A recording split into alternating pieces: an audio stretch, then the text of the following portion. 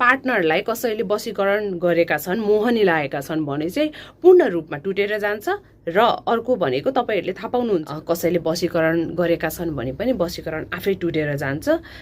जय मा काली, सबैमा महाकाली आमाको पूर्ण दृष्टि र आशीर्वाद हजुरहरुमा रहिरहोस्।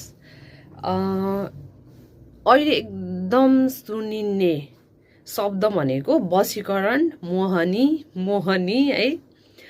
अनि त्यही क्रममा मलाई धेरैजनाले यसको लागि चाहिँ मैले एउटा उपाय लिएर आएको छु। यदि तपाईको पार्टनरलाई चाहिँ वशीकरण भएको छ भने पनि वशीकरण चाहिँ आफै टुट्छ है। यो उपाय हजुरहरूले गर्नुभयो भने चाहिँ तपाईको पार्टनरलाई कसैले वशीकरण गरेका छन् भने पनि वशीकरण आफै टुटेर जान्छ।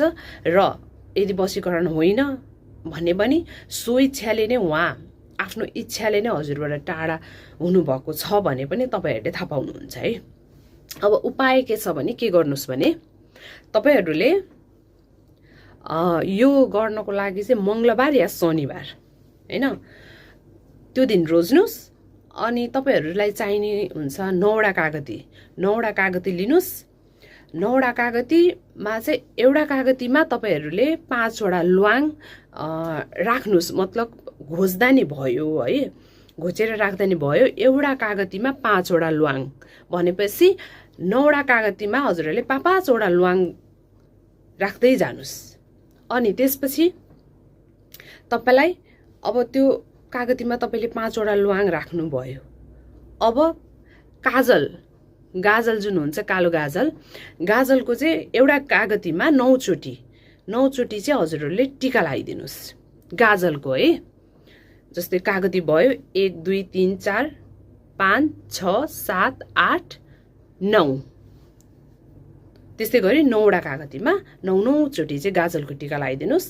अनि रातो सिमरिक, रातो अबिर जुन हुन्छ त्यसको 9वटै कागतीमा एउटा टीका लगाइदिनुस् फेरि। अब हजुरहरूलाई आवश्यक पर्छ एउटा इतर। कसैले इतर भन्नुहुन्छ, कसैले अत्तर भन्नुहुन्छ है। यो चाहिँ पूजा सामग्रीमा पाउँछ, हजुरहरू त्यहाँ गएर ल्याउन सक्नुहुन्छ। अनि 1 मुठी चामल, एउटा रातो चुनरी अनि एउटा कालो कपडा। त्यो सबै सामान चाहिँ तपाईहरुले एक ठाउँमा राख्नुस् हैन।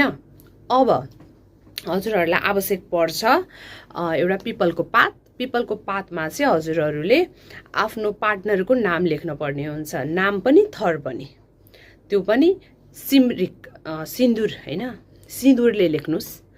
अनि त्यसपछि अब त्यो सबै सामग्रीलाई चाहिँ हजुरहरूले एउटा रातो कपडामा राखेर त्यसलाई पोको पार्नुस्।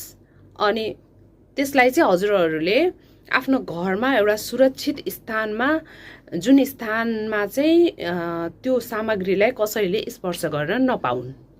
5 दिनसम्म हजुरहरूले त्यसरी राख्नुस्। 5 दिनपछि चाहिँ पिपलको बोटमा गएर हजुरहरूले त्यो सबै सामग्री लगेर चाहिँ छोडिदिनु होला है। यो गर्नुभयो भने चाहिँ तपाईको यदि पार्टनरलाई कसैले वशीकरण गरेका छन्, मोहनी लागेका छन् भने चाहिँ पूर्ण रूपमा टुटेर जान्छ। र अर्को भनेको तपाईहरुले थाहा पाउनुहुन्छ, यदि वशीकरण हो या आफ्नै सो इच्छाले नै तपाईको पार्टनर चाहिँ तपाईदेखि टाढा हुनु भएको छ। यो उपाय गर्नुस्। यो एकदम राम्रो उपाय छ। स्वयं महाकाली आमालाई समर्पित गर्नुस्। आफू र आफ्नो पार्टनरलाई चाहिँ महाकाली आमाको चरणमा समर्पित गरेर हजुरले माग्नुस्, अवश्य पूरा हुन्छ।